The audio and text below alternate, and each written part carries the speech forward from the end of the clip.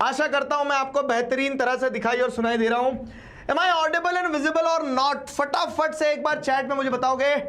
Good evening everyone, good evening, good evening, good evening, welcome welcome welcome. So how is it going guys? कैसा चल रहा है बताइए, क्या चल रहा है, कैसा चल रहा है? स्वागत है आप सभी का आज के सेशन में। Welcome welcome welcome. तो चैप्टर हमारा रिसोर्सेज एंड डेवलपमेंट, कल हम कोने तक आ गए थे कि अब हम शुरू करने वाले थे रिसोर्स प्लानिंग की बात, तो वो रिसोर्स प्लानिंग जो है आज अपन शुरू करेंगे। Fine, welcome welcome welcome welcome to the session. फटाफट से एक बार चैट में बता दो कि मैं तुम्हें दिखाई सुनाई दे रहा हूं कि नहीं।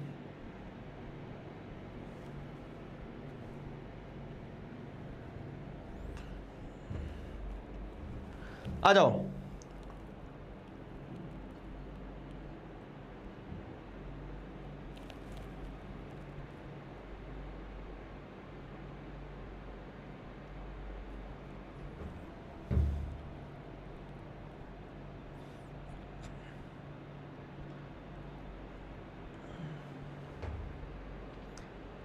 आ जाइए आ जाइए आ जाइए।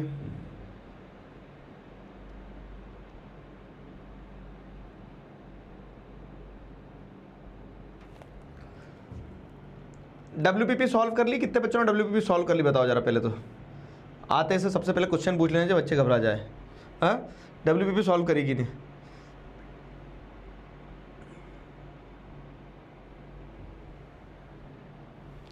चलिए, तो कल तक की क्लास का रिवाइज करते हैं।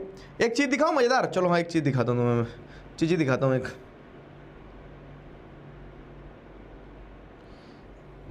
ये देखो, ऐसे नोट्स चाहिए ना तुम्हें, ऐसे नोट्स जिससे तुम फटाक से रिवाइज कर लो। क्या कहते हो? ऐसे नोट्स चलेंगे? है ना, मस्त है ना? तो ऐसे नोट्स कमिंग सून, ऐसे नोट्स कमिंग सून, ताकि क्या रहे ना कि जो अपन ने क्लास में पढ़ा है तो 3-4 पेजेस के नोट्स हैं, उनको रिवाइज कर लेना। तो उसमें कुछ कुछ चेंजेस थे, वो चेंजेस करने के साथ में जब नोट्स आएंगे तो आपको मजा आएगा। आहा, ठीक है, ऐसा मजा आएगा आपको कि आहा। तो फटाफट से ऐसे नोट्स बन रहे हैं। डेवलपमेंट चैप्टर के पहले दे दूंगा आपको मैं, बन गए थे लेकिन उसमें कुछ चेंज कर रहे हैं हम, तो इसके लिए थोड़ा सा 1-2 दिन का और समय दो, ठीक है। और WPP, लेकिन हाँ एक बात है कि मैं तुम्हें फिर नोट्स दूंगा लेकिन बदले में तुम्हें टेस्ट सॉल्व करना होंगे, तो WPP सॉल्व करते रहा करो, ठीक है।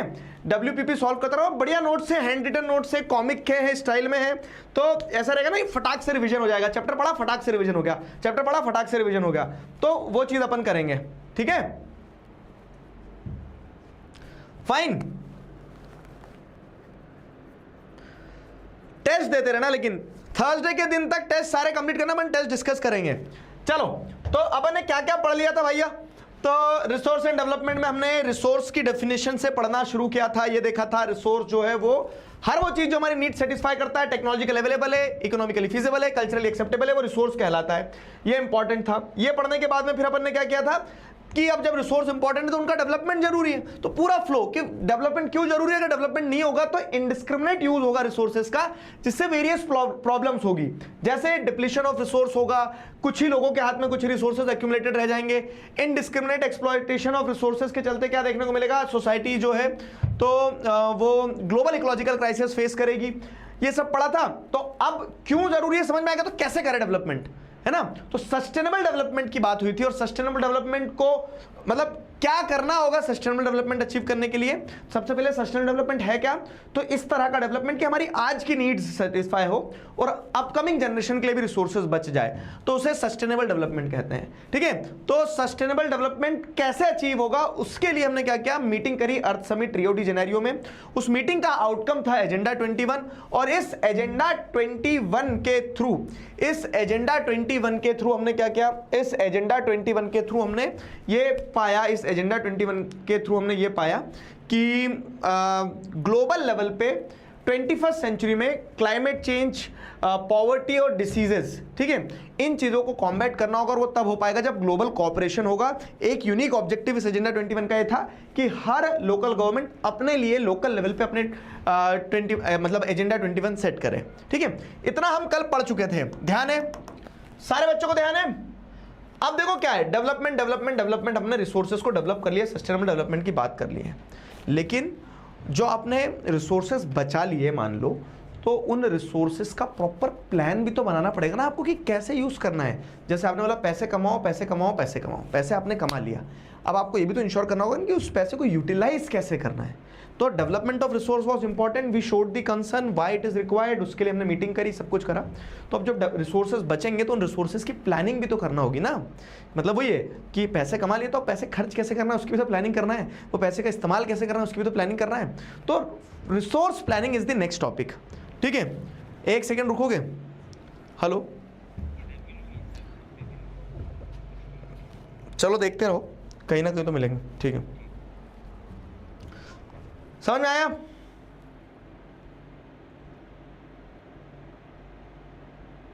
क्लियर है?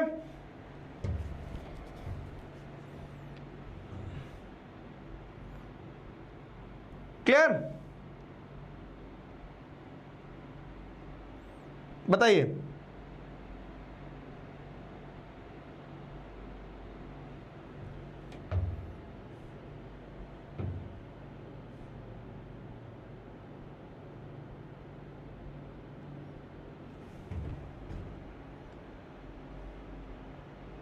यहां तक अपन ने पढ़ लिया था। अगला टॉपिक है अपना रिसोर्स प्लानिंग। तो अब हम रिसोर्स प्लानिंग पे बात करने वाले हैं। आजा मेरे बच्चे, पानी पूरी खिलाऊंगा तुम्हें भी। वीडियो देखेगा तुमने? साल भर जो मेहनत करेगा आखिरी में उसके साथ पानी पूरी खाऊंगा। ठीक है, डन। क्यों पढ़ना है, व्हाट इज द मोटिवेशन, क्यों नंबर लाना है? अच्छा बोला पानी पूरी पानी पूरी खा रहा है, इज द मोटिवेशन।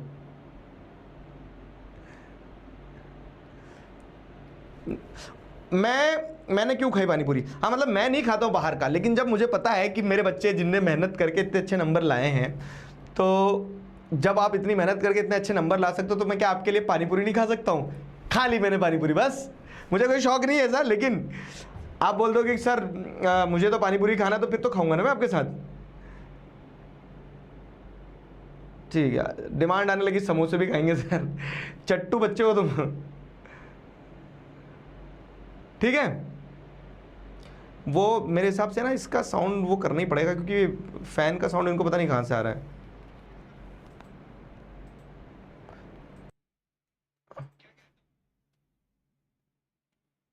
अब बंद हो गया। अब पंखे की नहीं आती आवाज, वो क्या होता है, सराउंडिंग साउंड लेता है।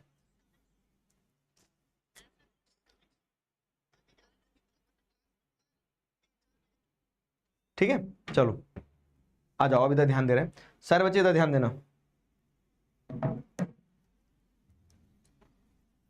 Resource planning is the widely accepted strategy for judicious use of resources. It has importance in a country like India, which has enormous diversity in the availability of resources. There are regions which are rich in certain type of resources but deficient in some other. ठीक है, तो अगर हम बात करें किस चीज की, रिसोर्स प्लानिंग की, तो रिसोर्स प्लानिंग बहुत इंपॉर्टेंट है। क्यों? क्योंकि आपको आपके देश में देखने को मिलेगा कि सबसे पहला क्वेश्चन यही आता है कि रिसोर्स प्लानिंग में ये वाला जो सेगमेंट है, ये वाला सेगमेंट यही बताता है कि वाई रिसोर्स प्लानिंग। ठीक है, क्यों करना है रिसोर्स प्लानिंग, क्या मिलता है? तो रिसोर्स जो है ना, एक जगह पे सब कुछ अवेलेबल नहीं होता है। वो गाना है ना, सबको सब कुछ नहीं मिलता, ऐसा कुछ है, सबको सब नहीं मिलता। तो वही है कि आप राजस्थान में जाओगे तो राजस्थान में आपको कॉपर मिल जाएगा, लेकिन राजस्थान में पानी नहीं मिलेगा। अरुणाचल प्रदेश में जाओगे तो वहां आपको पानी बहुत मिल जाएगा, वाटर रिसोर्सेज एनॉर्मस है, लेकिन वहां पे आपको शायद मिनरल्स ना मिले, दूसरे मिनरल्स ना मिले। तो दिस इज द फैक्ट कि हमारी कंट्री में रिसोर्सेज बहुत है, but regions which are rich in certain type of resource but they are deficient in some other type of resource. तो disparity है। ठीक है, why resource planning is important? तो इस why का आंसर ये है कि resources are unevenly distributed. resource planning क्यों जरूरी है, समझ में आ रहा है ना? क्योंकि unevenly distributed है resources are unevenly distributed, कहीं पे है कुछ तो कहीं पे कुछ भी नहीं है। और इस अनइवन डिस्ट्रीब्यूशन ऑफ रिसोर्स के चलते ही क्या होता है, आपको रिसोर्स की प्रॉपर प्लानिंग करना पड़ती है, आपको रिसोर्स प्लानिंग करना पड़ती है क्योंकि रिसोर्सेज आर अनइवनली डिस्ट्रीब्यूटेड। ठीक है, आपको रिसोर्स की प्रॉपर प्लानिंग करना पड़ती है क्योंकि रिसोर्सेज आर अनइवनली डिस्ट्रीब्यूटेड।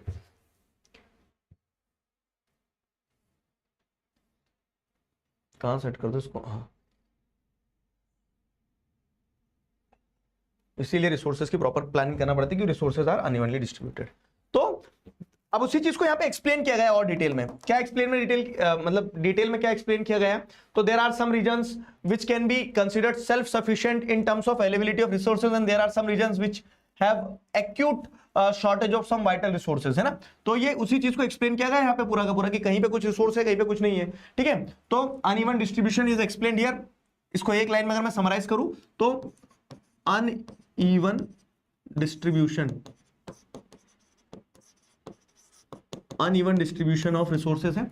अब इसी अनइवन डिस्ट्रीब्यूशन ऑफ रिसोर्स अगर आपको कोप अप करना है तो आपको यहां पे दिया गया है क्या कि जैसे स्टेट्स ऑफ झारखंड, छत्तीसगढ़, मध्य प्रदेश जो है, तो they are rich in minerals and coal deposits. यहाँ पे मिनरल्स मिल जाएंगे, कोल डिपॉजिट्स मिल जाएंगे, एक एग्जांपल दिया गया है। लेकिन अरुणाचल प्रदेश में क्या है, पानी बहुत है, लेकिन पानी के साथ साथ में क्या वहां पे इंफ्रास्ट्रक्चर डेवलपमेंट नहीं है। राजस्थान जो है तो सोलर और विंड एनर्जी बहुत अच्छी है, लेकिन वहां पे वाटर रिसोर्सेज नहीं है। ठीक है, तो वही है कि अनइवन डिस्ट्रीब्यूशन देखने को मिल रहा है। कोल्ड डेजर्ट ऑफ लद्दाख जो है वो रिलेटिवली आइसोलेटेड है from rest of the country and it is very rich it has very rich cultural heritage but it is deficient in water. ठीक है, infrastructure and other vital minerals. This calls for balanced resource planning at the national, state and regional as well as local level.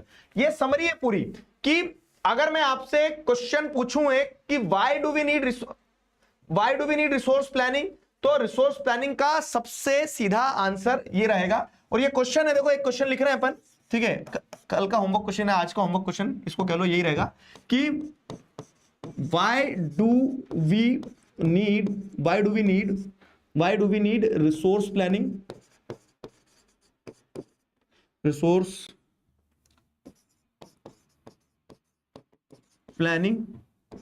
इसमें question अभी और आगे बढ़ेगा। तो unevenly distributed है resource, इसलिए रिसोर्स प्लानिंग की जरूरत लगती है। इसका आंसर यही मिल गया तुम्हें। ठीक है, अब अगली चीज क्या है, एग्जाम्पल। तो एग्जाम्पल भी आपको ये यहाँ पे एग्जाम्पल मिल जाएंगे, ठीक है, ये आपको एग्जाम्पल मिल जाएंगे कि कहीं पे पानी है तो कहीं पे इंफ्रास्ट्रक्चर डेवलपमेंट नहीं है, तो कहीं पे सोलर और विंड एनर्जी है तो वहां पानी नहीं है। तो अनइवन डिस्ट्रीब्यूशन, ठीक है, आइसोलेटेड मतलब किसी चीज का अलग होना। जब आपको देखने को मिल रहा है कि इंफ्रास्ट्रक्चर डेवलपमेंट ना होना मतलब क्या कि जैसे नॉर्थ ईस्ट में रोड्स वगैरह उतनी डेवलप नहीं है, ठीक है, रिमोट एरियाज है तो उतनी कनेक्टिविटी नहीं है। तो अनइवन डिस्ट्रीब्यूशन के चलते हमें क्या देखने को मिलता है, ये प्रॉब्लम देखने को मिलती है कि हमें रिसोर्स की प्रॉपर प्लानिंग जरूरी है।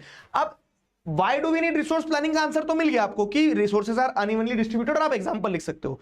आगे इसी में अगर मैं एक सवाल पूछ दूं कि how it takes place in India,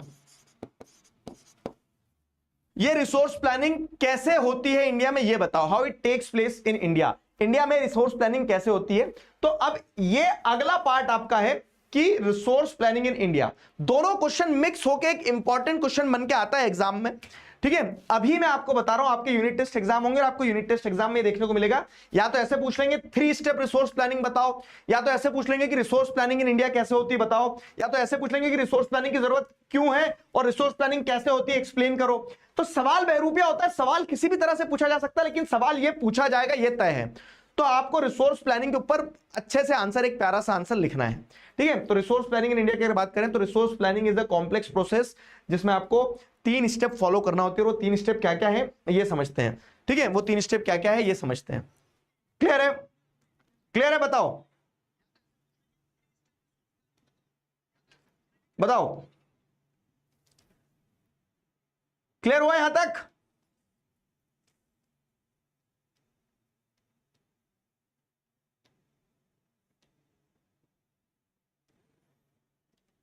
fine.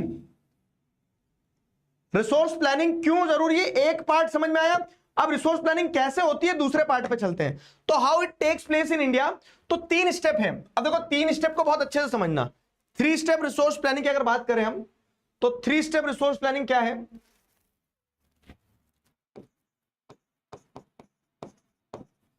तीन स्टेप्स है रिसोर्स प्लानिंग में, और वो 3 स्टेप्स क्या है यहां पे वो देखने को मिलती है। पहली स्टेप है, first step in resource planning है आइडेंटिफिकेशन, आंखें बना देता हूं दो ऐसी, है ना, identification.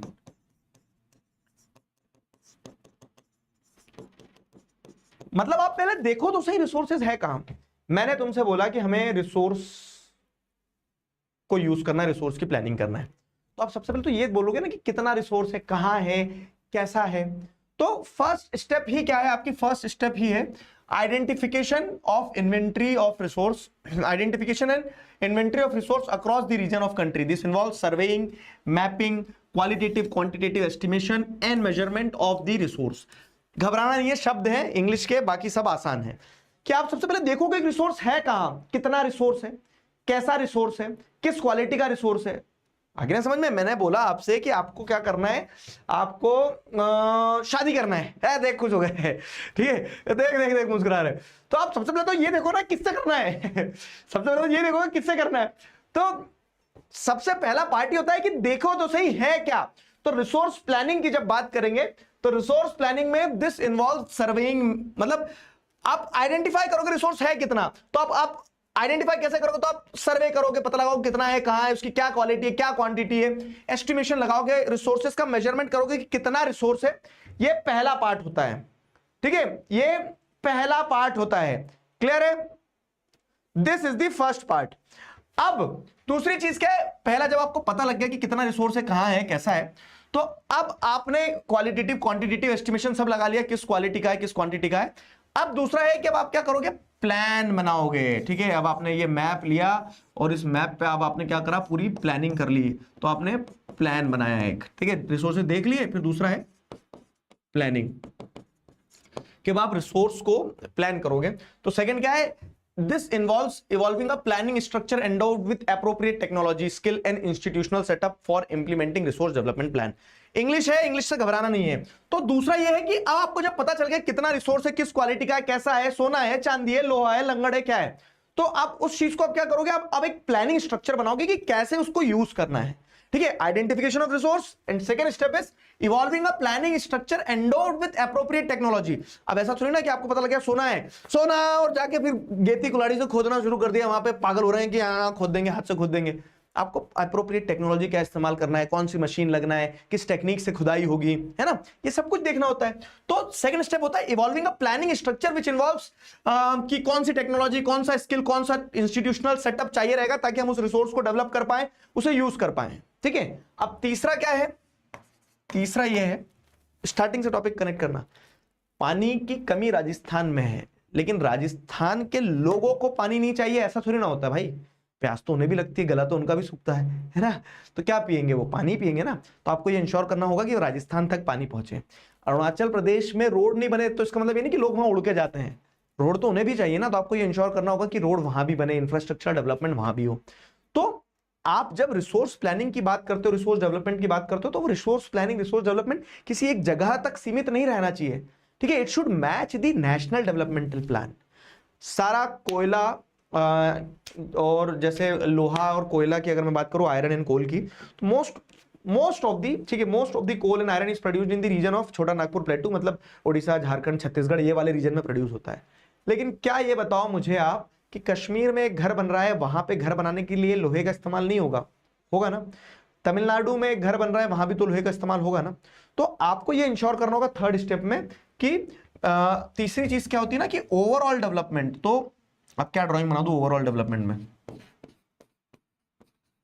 Overall development, overall development ensure करना होगा।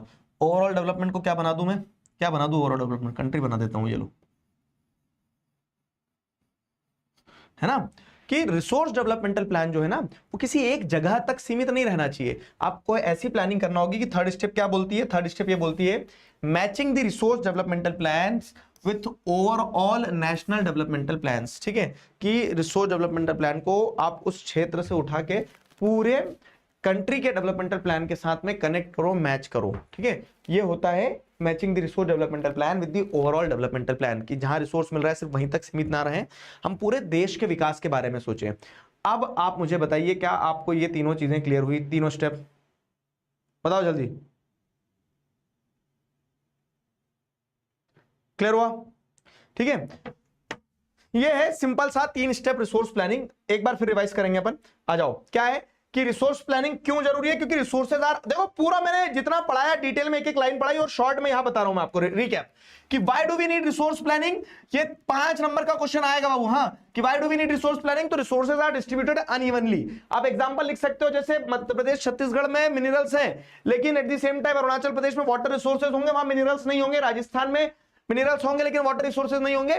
तो therefore a balanced resource planning at national level is required। Example के साथ आपने फर्स्ट पार्ट का आंसर दिया। फिर दूसरा पार्ट की what are the how it takes place in India. तो 3 स्टेप रिसोर्स प्लानिंग इंडिया में क्या है? तो सबसे पहले आप आइडेंटिफिकेशन ऑफ रिसोर्सेस, क्या आप आइडेंटिफाई करते हो रिसोर्स है कहां, कितनी क्वालिटी में, कितनी क्वांटिटी में, उसका मेजरमेंट लगाते हो और एक प्रॉपर प्लानिंग स्ट्रक्चर बनाओगे सेकंड स्टेप में। ठीक है, तो second step is evolving a planning structure which includes कि कौन सी टेक्नोलॉजी, कौन सा इंस्टीट्यूशन, कौन से स्किल्स का इस्तेमाल करके आप रिसोर्स को डेवलप कर सकते हो। और जब आपने रिसोर्स को इस्तेमाल करना शुरू कर दिया तब आपको थर्ड स्टेप में ये इंश्योर करना होता है कि रिसोर्स डेवलपमेंट प्लान जो है तो ओवरऑल नेशनल डेवलपमेंट प्लान से मैच होना चाहिए। क्लियर है? बताइए, यहां तक सब कुछ क्लियर? क्लियर?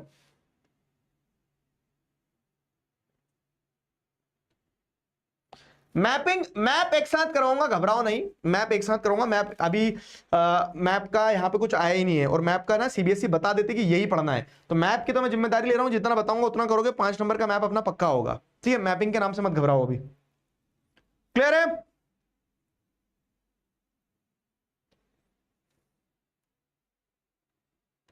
जल्दी बताओ।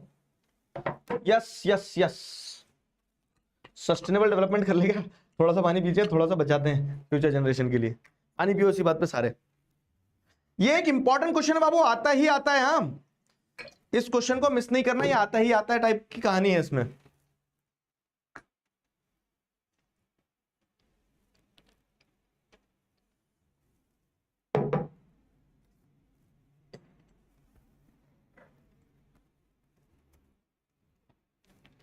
इस क्वेश्चन को मिस नहीं करना है, आता ही आता है टाइप की कहानी है इसकी।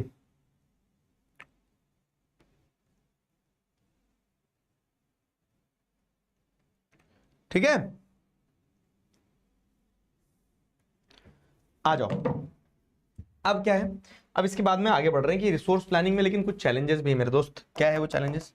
देखो, तो जैसे अगर हम देखें कि India has made concreted efforts for achieving the goal of resource planning right from the first 5 year plan launch after independence. तो हमारे यहाँ 5 ईयर प्लान चलते थे पहले कि हर 5 साल की प्लानिंग करते थे कि इन 5 साल में क्या करना है, पहुंचे अगले 5 साल में क्या करना है, ऐसा। तो हम शुरू से ही रिसोर्स प्लानिंग की बात कर रहे हैं। The availability of resources is a necessary condition for the development of any region, but mere availability of resource in the absence of corresponding changes in the technology. ठीक है, इन द टेक्नोलॉजी, ठीक है, इन किधर गया, हाँ, इन द टेक्नोलॉजी एंड इंस्टीट्यूशंस में hinder development. याद नहीं एनसीईआरटी, ऐसा नहीं रट्टू तोता मत समझना, वो पता है कि इसके बाद क्या आता है। फाइन, तो जैसे अगर आप देखोगे तो रिसोर्स डेवलपमेंट की अगर बात करें ना, तो रिसोर्स डेवलपमेंट के लिए रिसोर्स प्लानिंग जरूरी है, वो ये बता रहे हैं आपको। लेकिन सिर्फ रिसोर्स होना काफी नहीं है। जैसे कि क्लास में टॉप करना है, पानी पूरी खाएगा लेकिन सिर्फ टॉप कर लेने के सपना देख लेना काफी नहीं होगा कि पानी पूरी, सपने में पानी पूरी आ रही है। टॉप करने के लिए पढ़ना भी तो होता है मेरे दोस्त। याद आया कुछ कि मेरे पास बहुत दिमाग है सर, लेकिन उस दिमाग का इस्तेमाल भी तो करना होता है ना, तभी तो टॉप कर पाओगे। तो वही केस यहाँ पे कि इंडिया में रिसोर्सेज हमेशा से बहुत रहे, लेकिन mayor availability of resource is not sufficient कि आप सिर्फ रिसोर्सेज पा जाने से कुछ बेहतरीन कर जाओगे, है ना। सिर्फ रिसोर्सेज पा जाने से कुछ बेहतरीन कर जाओगे, ये गारंटीड नहीं होता है। आपको ये समझना होगा कि आपको क्या करना होता है कि रिसोर्सेज के साथ साथ में आपके पास में वो टेक्नोलॉजी भी होना चाहिए। जैसे सिर्फ गाड़ी हो जाने से काम नहीं चलेगा, गाड़ी में पेट्रोल डालना पड़ेगा तब गाड़ी चलेगी ना। क्या मतलब ईवी ले लेंगे सर तो mayor availability of resource is not sufficient, आपके पास में अप्रोप्रिएट टेक्नोलॉजी होना चाहिए, इंस्टीट्यूशंस होना चाहिए, और अगर वो नहीं है तो इट में हिंडर द डेवलपमेंट, तो मतलब विकास नहीं होगा फिर। जैसे जैसे मैं बताऊं आपको, एक चीज बता रहा हूं, समुद्र के अंदर जितना रिसोर्स है ना, उतना रिसोर्स पूरी दुनिया में नहीं है। बहुत अरबों खरबों करोड़ों रुपए का रिसोर्स डीप वाटर्स में, समुद्र में कहीं तल में बैठा हुआ है, लेकिन हमारे पास उतना इंस्टीट्यूशंस, उतनी टेक्नोलॉजीज नहीं है कि हम उसको यूज ही नहीं कर पाए अभी तक, समझे। तो वो चीज रहती है यहाँ पे कि mere availability of resources is not sufficient, you should have appropriate technology and institutions, और अगर एप्रोप्रिएट टेक्नोलॉजी और इंस्टीट्यूशंस नहीं है तो दिस में हिंडर दी डेवलपमेंट, ये डेवलपमेंट को रोकेगा, डेवलपमेंट को क्या बोल सकते हैं, एक तरह से नुकसान पहुंचाएगा। तो there are many regions in our country that are rich in resources but these are included in economically backward regions. ठीक है, तो देर मतलब ऐसे बहुत सारे रीजन्स हैं हमारी कंट्री में, क्षेत्र हैं जो रिसोर्सेज में काफी आगे हैं, जैसे उड़ीसा, झारखंड, छत्तीसगढ़ में बता रहा हूं ना, यहाँ भर के आपको क्या देखने को मिलता है, लोहा है, कोयला है, सारी चीजें, लेकिन फिर भी उतना डेवलप्ड नहीं है। क्यों? क्योंकि आपको देखने को मिलता है क्या, तो देयर आर मेनी रीजन्स जो कि रिच इन रिसोर्सेज है but they are economically backward regions, and on the contrary there are some regions which have poor resource base but they are economically developed. इसको आप बड़ा simple ऐसा देखो, चलो एक एग्जांपल देता हूं मैं हिस्ट्री से। ब्रिटेन कितना बड़ा है, इतना बड़ा, ठीक है, हरियाणा बराबर है हमारा ब्रिटेन, है ना, जो हमारा हरियाणा है उसके बराबर ही होगा ब्रिटेन, लेकिन क्योंकि टेक्नोलॉजिकली सुपीरियर हो गए, साइंटिफिक डेवलपमेंट हो गया, थोड़ा सा आर्म्स एंड एम्युनिशन आ गया, हथियार आ गए, तो उस चीज का इस्तेमाल करके उन्होंने अफ्रीका क्या तो इंडिया, क्या तो अलग के वर्ल्ड के अलग अलग पार्ट, ब्रिटिश साम्राज्य का सूर्य कभी अस्त नहीं होता है, ऐसी ऐसी लाइनें लिख के चले गए। क्यों? क्योंकि आपको क्या देखने को मिल रहा है कि रिसोर्स रिच रीजन नहीं है वो, ऐसा नहीं है कि उनके पास रिसोर्स बहुत सारे हैं, रिसोर्स कुछ नहीं है बहुत सारे। थिंग इज कि उन्होंने टेक्नोलॉजिकली और इंस्टीट्यूशनल रूप से अपने आप को मजबूत कर लिया, और इसीलिए वो इंडिया जैसा कंट्री जिसके पास इतना सारा रिसोर्स था उसके ऊपर आके डोमिनेट कर गए। और इसको आप हमारी कंट्री में देखोगे तो हमारी कंट्री में कुछ स्टेट्स हैं, कुछ रीजन्स हैं जो कि रिसोर्स रिच है लेकिन वो उतना डेवलप नहीं है, और ऑन कॉन्ट्ररी टू इट कुछ ऐसे, जैसे दुबई की बात करो तुम, दुबई में पीने को पानी नहीं है लेकिन आप डेवलपमेंट देखो, गगनचुंबी इमारतें हैं वहां। क्यों? क्योंकि उन्होंने रिसोर्सेज के एब्सेंस में भी टेक्नोलॉजी और इंस्टीट्यूशंस का सही इस्तेमाल किया। डाइकोटॉमी समझ में आई है ना, कि सिर्फ रिसोर्स होना पर्याप्त नहीं है, प्रॉपर इंस्टीट्यूशन, प्रॉपर टेक्नोलॉजी होना चाहिए। जल्दी बताओ, ये वाला पॉइंट समझ में आया? क्लियर है? हमने रिसोर्स प्लानिंग वगैरह सब समझ लिया। अब रिसोर्स प्लानिंग के आगे की बात बता रहे हैं वो, कि mere availability of resource is not sufficient, आपके पास में प्रॉपर प्लानिंग होना चाहिए, ये सारी चीजें होना चाहिए, है ना। Mayor availability is not sufficient, आपके पास प्रॉपर प्लानिंग वगैरह ये सारी चीजें होना चाहिए। तो अब उसी से इंस्पिरेशन लेते हुए जैसे अगर हम देखें तो अब जैसे अगर आप यहां देखोगे तो the history of colonization reveals that, जो मैंने आपको बताया कि rich resources in colonies were the main attraction for foreign invaders. Colonization मतलब क्या है कि जैसे ब्रिटिशर्स आए थे, फ्रांस के लोग पहुंच गए थे, वियतनाम वगैरह, जहां जाके जिनने कब्जा किया, तो ये वो बताता है कि हिस्ट्री ऑफ कॉलोनाइजेशन ये बताती है कि सिर्फ रिसोर्सेज की अवेलेबिलिटी जो थी कॉलोनियल कंट्रीज में, वो मेन अट्रैक्शन बनी कि यूरोप से लोग छोड़ के इंडिया आए। क्यों आए यहाँ? इतनी गर्मी में बैगन बनना था क्या उन्हें? नहीं, लेकिन फिर भी वो यूरोप छोड़ के क्यों आए? क्योंकि उनको आजा आजा आजा अट्रैक्ट किया किस चीज ने? इंडिया के रिच रिसोर्सेज ने। ठीक है, तो it was primarily the higher level of technological development of the colonizing countries that help them to exploit resources of the other regions and establish their supremacy over the colonies। सब पढ़ा दिया, मैं बस तुम्हें रीड करके बता रहा हूं। ठीक है, तो ये वाला पार्ट जो है वो बता रहा है, क्या बता रहा है ये वाला पैराग्राफ, कि जो कॉलोनियल पावर्स थी, कॉलोनियल पावर्स मतलब क्या, जैसे ब्रिटेन वगैरह ये वो है, तो वो क्यों आए? क्योंकि रिसोर्सेज ने अट्रैक्ट किया उन्हें। ठीक है, रिसोर्सेज, ठीक है, रिसोर्सेज अट्रैक्टेड देम, रिसोर्सेज ने उन्हें अट्रैक्ट किया। लेकिन अगर आपको दिखा कि इंडिया में रिसोर्स है तो चलो मैं इंडिया चलता हूं, वहां से रिसोर्स उठा लूंगा, इंडिया वाले लोग खैनी तंबाकू थोड़ी ना खाते रहेंगे, वो मारेंगे तो मैं ऐसे कैसे रिसोर्स अट्रैक्ट कर लोगे। लेकिन अगर आप आए हो, आपके पास दिमाग है, आपके पास टेक्नोलॉजी, आपके पास पावर है, तो वो भैया खैनी खाते रह जाएंगे और आप क्या करोगे? डोमिनेट कर जाओगे उनके ऊपर। तो वही चीज यहाँ पे भी हुई कि कॉलोनियल पावर जब आए तो उनको रिसोर्सेज ने अट्रैक्ट किया, प्लस रिसोर्सेज के अट्रैक्शन के साथ साथ में उनके पास में क्या थी? टेक्नोलॉजिकल डेवलपमेंट थी। ठीक है, टेक्नोलॉजिकल सुपीरियोरिटी थी, प्लस टेक्नोलॉजिकल सुपीरियोरिटी लिख देता हूं मैं। ठीक है, प्लस टेक्नोलॉजिकल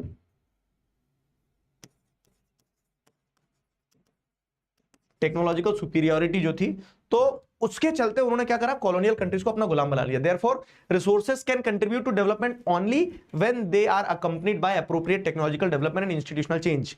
देयरफॉर दिमाग तभी काम का होगा जब तुम उसे इस्तेमाल करोगे। ठीक है, सिर्फ दिमाग हो जाने से टॉप नहीं कर जाओगे, आपको पढ़ना पड़ेगा। तो वैसे ही सिर्फ रिसोर्स हो जाने से काम नहीं चल जाएगा, बहुत सारा ऐसा हिस्ट्री बताती है, हिस्ट्री ऑफ कॉलोनाइजेशन ये क्लियर करती है कि mere availability of resource is not sufficient, you should have proper technological and institutional development to use those resources. ठीक है, तो इंडिया हैज एक्सपीरियंस्ड, ये आ गए घूम फिर के हमारी एग्जांपल पे आ गए, मुझे क्यों तोड़ा। ठीक है, India has experienced all this in different phases of colonization. ठीक है, जब ब्रिटिशर्स आए थे तो एक ट्रेडिंग कंपनी की तरह आए थे, लेकिन जब उन्होंने देखा कि यहाँ का व्यक्ति तो आपस में लड़ने में परेशान है और हम टेक्नोलॉजिकली सुपीरियर है और यहाँ तो बहुत रिसोर्सेज है, तो हम ये यूज कर लेंगे रिसोर्सेज, समझे ऐसा। तो therefore in India development in general and resource development in particular does not only involve the availability of resource but also the technology, quantity of human resource and historical experience of the people। ठीक है, तो India में resources का जो development हुआ है वो सिर्फ इसलिए नहीं हुआ कि इंडिया में रिसोर्स थे, वो इन सारे फैक्टर पे डिपेंडेंट था, टेक्नोलॉजी पे, क्वालिटी ऑफ ह्यूमन रिसोर्स पे, historical experiences of the people पे, जहां हमें देखने को मिला कि हमसे सुपीरियर लोग आए और हम पर डोमिनेट करके चले गए। क्यों? क्योंकि हम अवेयर नहीं थे टेक्नोलॉजी के बारे में, इंस्टीट्यूशन के बारे में और इस बारे में कि हमें गुलाम बना दिया गया। अंकल आपके साथ प्रैंक हुआ है, यहां तक समझ में आया? बताओ, क्लियर है? टेक्नोलॉजिकल सुपीरियरिटी का मतलब क्या होता है कि उनके पास बेटर टेक्नोलॉजी थी। कोई डाउट हो तो पूछो। How many points we have to write in why we need resource planning? 2 point कि अनइवनली डिस्ट्रीब्यूटेड है, इसीलिए एक बैलेंस्ड रिसोर्स प्लानिंग की जरूरत होती है। और दूसरा पॉइंट फिर क्या है कि पापा का फोन आया, 1 मिनट। हाँ, हेलो। अरे यार, वो एक बार भैया से पूछो ना, उन्होंने वहां दिए थे कि उनकी गाड़ी में ही रखें।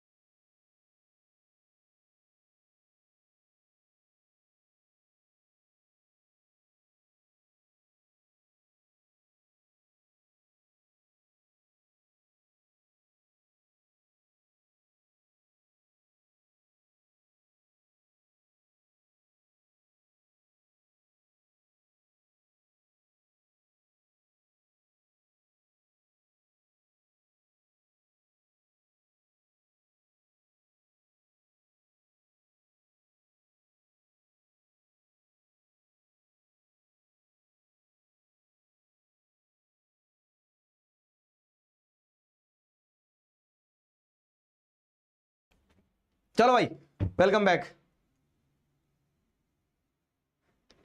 ठीक है, आ जाओ। सुनो, never miss a call from your father. समझ आया? मम्मी के मिस कॉल मिस हो जाते, मतलब कॉल मिस हो जाते, चलता है यार, मम्मी है। पापा का कॉल अगर मिस हुआ ना तो फिर घर जाने में डर लगता है। क्योंकि कभी पापा का फोन आया तो पापा का फोन मिस नहीं होना चाहिए। बहुत इंपॉर्टेंट लाइफ का लेसन दे रहा हूं, तो मैं ध्यान रखना। Happy father's day. ठीक है, कभी भी किसी भी चीज के लिए आ सकता ना भाई, डर का माहौल रहता है फिर। क्लियर? आ जाओ। तो यहां तक समझ में आ गया रिसोर्स प्लानिंग। रिसोर्स प्लानिंग कैसे होती है? 3 स्टेप रिसोर्स प्लानिंग। फिर हमने देखा कि इंडिया में रिसोर्स प्लानिंग की जब बात आती है तो सिर्फ availability of resource is not sufficient, आपको इंस्टीट्यूशन और टेक्नोलॉजी भी होना चाहिए अप्रोप्रिएट आपके पास, जिसकी मदद से आप क्या कर सको, रिसोर्सेज को प्रॉपरली डेवलप कर सको। अब बात आती है कि सिर्फ रिसोर्स प्लान ही करते रहोगे क्या? जो रिसोर्स है उन्हें तो बचा नहीं पा रहे हो, रिसोर्स प्लानिंग चिल्ला रहे हो। सर, आपके पास में कमी थी पानी की? नहीं, आपने क्या कर दिया, खराब कर दिए नदियों को। आपके पास में क्या पेट्रोल की कमी थी? नहीं, लेकिन आपने क्या करा, नॉन रिन्यूएबल रिसोर्सेज पे फोकस ही नहीं किया, और मतलब रिन्यूएबल रिसोर्स पे फोकस ही नहीं किया, आपने सारा पेट्रोल जला दिया। क्या आपके पास साफ हवा की कमी थी? नहीं, आपने क्या करा, इंडस्ट्रीज वगैरह और कोई पॉल्यूशन नॉर्म्स कुछ नहीं करे, आपने सारी हवा पॉल्यूट कर दिए। तो प्लानिंग अलवा प्लानिंग कीजिए, है ना, वैसा वाला काम हो गया। आपको जो है उसको तो कंजर्व करो ना भाई। फ्लो है चैप्टर का। कौन कहता है ज्योग्राफी में फ्लो नहीं है? मैं आपको ज्योग्राफी में पूरा फ्लो बता रहा हूं कि क्यों डेवलपमेंट जरूरी है, डेवलपमेंट के लिए क्या करोगे, कैसे करोगे। एजेंडा 21 वहां तक आप डेवलप तो कर ले, लेकिन उसको जो बचाया उसको प्लान भी तो करो। उसकी प्लानिंग क्यों करना जरूरी है, कैसे करोगे, वो सब कुछ समझ लिया। लेकिन अब सिर्फ प्लानिंग करते रहोगे क्या? जो है उसको तो, मतलब आप नए को बचा वो कर रहे हो, प्लान करने की कोशिश कर रहे हो, जो पुराना है उसको बचा तो लो, आप उसको तो वेस्ट कर रहे हो, है ना। जो पुराना है उसको बचाओ, तो सही, ऐसा फ्लो है। तो कंजर्वेशन ऑफ रिसोर्सेज एक इंपॉर्टेंट एस्पेक्ट निकल के आता है। ठीक है। तो यहां पे क्या बताया कि resources are vital for developmental activities but irrational consumption and over utilization of resources में lead to socio economic and environmental problems. ठीक है, रिसोर्सेज बहुत जरूरी है, लेकिन अगर आप इररेशनल तरीके से रिसोर्सेज को यूज करोगे ना तो वो खत्म हो जाएंगे और इसीलिए उसका कंजर्वेशन जरूरी है। ठीक है, but irrational consumption and over utilization of resources में lead to socio economic and environmental problems, इससे बहुत सारी सोशियो इकोनॉमिक और एनवायरमेंटल प्रॉब्लम्स हो सकती है। And to overcome these problems, और इन्हीं परेशानियों को, इन्हीं समस्याओं को अगर ओवरकम करना है आपको, ठीक है, to overcome these problems resource conservation at various level is important. इसीलिए हर लेवल पे रिसोर्स कंजर्वेशन क्या है, बहुत जरूरी है, बहुत महत्वपूर्ण है। ठीक है, this had been the main concern of the leaders and thinkers in the past. ठीक है, तो लीडर्स और थिंकर्स जो पास्ट में रहे उनका ये बड़ा कंसर्न रहा है। ठीक है, एक बड़ा कंसर्न रहा है कि कैसे रिसोर्सेज को कंजर्व करना जरूरी है, क्योंकि resources saved are resources produced, जो आपने बचा लिया वही आपने कमा लिया। वाह क्या बात बोल दी, जो आपने बचा लिया वही आपने कमा लिया। तो इसलिए हमें रिसोर्सेज को बचाना जरूरी था। फॉर एग्जांपल महात्मा गांधी ने एक बहुत अच्छी बात कही। ठीक है, Gandhi ji was very apt in voicing his concern about the resources conservation in these words. क्या बोला गांधी जी ने, गोल्डन वर्ड से हाईलाइट करना, there is enough for one's need. ठीक है, there is enough for everybody's need, sorry. ठीक है, गांधी जी ने एक लाइन बोली कि there is enough for everybody's need and not for anybody's greed. मतलब सबकी जरूरतें पूरी करना चाहोगे तो सबकी हो जाएगी, लेकिन अगर एक की भी लालच पूरी करना चाहोगे तो कभी नहीं कर पाओगे। क्यों? क्योंकि लालच का कोई अंत नहीं और लालच बुरी बला है दोस्त, समझे। तो गांधी जी ने ये बहुत एप्टली कहा कि कंजर्वेशन इसलिए जरूरी क्योंकि अगर हम सबकी जरूरतें पूरी करेंगे तो इस धरती मां के पास में पर्याप्त है कि हम सबकी जरूरतें पूरी हो सकती है, लेकिन अगर हम लालच पूरी करने जाएंगे ना तो कभी नहीं हो पाएगी। क्यों? क्योंकि लालच का कोई अंत नहीं है, समझे, लालच का कोई अंत नहीं है। He placed the greedy and selfish individuals and exploitative nature of modern technology as the root cause for resource depletion at the global level. ठीक है, he was against mass production. Again, a classical example. He was against mass production and wanted to replace it with the production by masses. समझो दोनों चीजें। पहला statement समझ में आया कि there is enough for everybody's need, but not for anybody's greed. ये समझ में आया। लेकिन at the same time Mahatma Gandhi ने बताया, क्योंकि जब हम क्या करेंगे ना, किसी एक सेल्फिश इंडिविजुअल की लालच को पूरा करने चलेंगे तो लालच का कोई अंत नहीं है लाला। और इस चक्कर में क्या होगा, इस चक्कर में हमने ग्लोबल लेवल पर रिसोर्सेस खत्म कर दिए, हमने ग्लोबल लेवल पर प्रकृति का दोहन कर दिया, हमने ग्लोबल लेवल पर प्रकृति को क्या कर दिया, खोखला कर दिया। क्यों? क्योंकि सब अपना अपना पेट भरने में लगे थे। जंगल कटे तो कटते ही चले गए, नदियां पोल्यूट हुई तो पोल्यूट होती ही चली गई। फिर हमें समझ में आया कि हमारे बच्चे बीमार पैदा हो रहे हैं, फिर हमें समझ में आया कि हमें सांस लेने में दिक्कत जा रही है। तब हमें समझ में आ रहे हमने तो क्या करा, रिसोर्सेज का और प्रकृति का पाई बजा दिया है, और इसीलिए क्या है, इसीलिए आज हमें समस्याएं हो रही है। तो यहाँ पे वही बताया उन्होंने, he place the greedy and selfish individuals and exploitative nature of modern technology is the root cause. जो हमारी मॉडर्न टेक्नोलॉजी है ना, कि हम पहले पेड़ काटते थे, आज से 100 साल 200 500 साल पहले भी पेड़ काटते थे लोग। एक लकड़हारा होता था, वो एक कुल्हाड़ी लेके जाता था, टक टक टक टक टक टक टक, दिन भर में 2 पेड़ काटता था। अब क्या है, ऐसी मशीन आ गई है कि तुम 2 घंटे के लिए जाओ, पूरा जंगल साफ। तो ये जो एक्सप्लॉयटेटिव नेचर है ग्रीडी सेल्फिश बीइंग्स का, जो मॉडर्न टेक्नोलॉजी हम जिसको कह रहे हैं ना, उस मॉडर्न टेक्नोलॉजी ने क्या कर दिया है ना, सब खराब कर दिया है। समझ में आया? तो वही चीज है। तो इसीलिए उन्होंने क्या बोला ना कि आप प्रकृति को, अगर आपको प्रकृति के साथ में सिंक में रहना है, तो महात्मा गांधी ने बोला ही was against the mass production. Mahatma Gandhi mass production नहीं चाहते थे कि मास लेवल पे बहुत प्रोडक्शन हो। He was against the mass production and wanted to replace it with the production by masses. वो चाहते थे कि प्रोडक्शन बाय मासेस हो। प्रोडक्शन बाय मासेस मतलब क्या है, कि जनता अपनी जरूरतों के हिसाब से प्रोडक्शन करे, ना कि जनता के लिए मास लेवल पे प्रोडक्शन हो। मतलब वही कि फैक्ट्रीज जो है, तो फैक्ट्रीज में बहुत ज्यादा प्रोडक्शन की जरूरत नहीं है आपको, आप जिसकी जितनी जरूरत है उतना प्रोड्यूस कर लो, वेस्ट मत करो, प्रकृति को नुकसान मत पहुंचाओ। ये उन्होंने सिंपल शब्दों में कहा था। समझ में आई मेरी बात? बताओ, क्लियर हुआ? क्लियर है? यस और no? Fine. Conservation of resource क्यों जरूरी है? अब मास प्रोडक्शन का मतलब ये होता है, एप्ट मतलब एकदम पॉइंट की बात बोल गए वो, ऐसा he was very apt.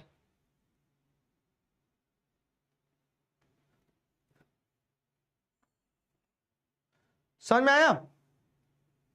Mass production का मतलब ये है, मास वाला मास नहीं है, मास मतलब वॉल्यूम में बहुत सारा प्रोडक्शन जब होता है, तो मास प्रोडक्शन जो हो रहा है, जो फैक्ट्रीज में हो रहा है, बड़े बड़े बिजनेसेस जो कर रहे हैं, तो उस मास प्रोडक्शन को रिप्लेस करने की बात करते हैं Gandhi ji by the production by masses, मतलब कि जनता प्रोड्यूस करे अपनी जरूरत के हिसाब से, ना कि फैक्ट्रीज में खूब प्रोडक्शन हो, क्योंकि जब खूब प्रोडक्शन होता है तो बहुत सारा वेस्टेज होता है ना, वो चीज है। यस और नो, है ना? तो ये क्लियर हो गया हमें, ये हमें पूरी कहानी समझ में आ गई कि क्या आखिरकार कहानी है, ये हमें पूरी कहानी समझ में आ गई कि क्या कहानी है।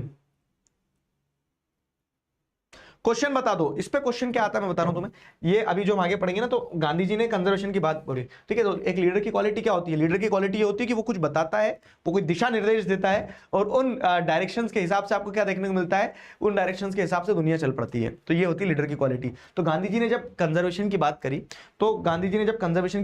तो at the international level the club of Rome advocated resource conservation for the first time.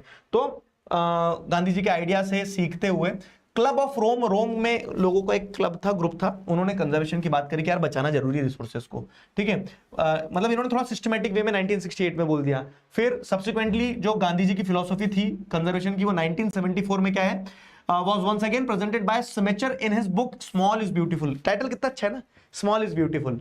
Mass production मत करो, प्रोडक्शन बाय मासेस करो।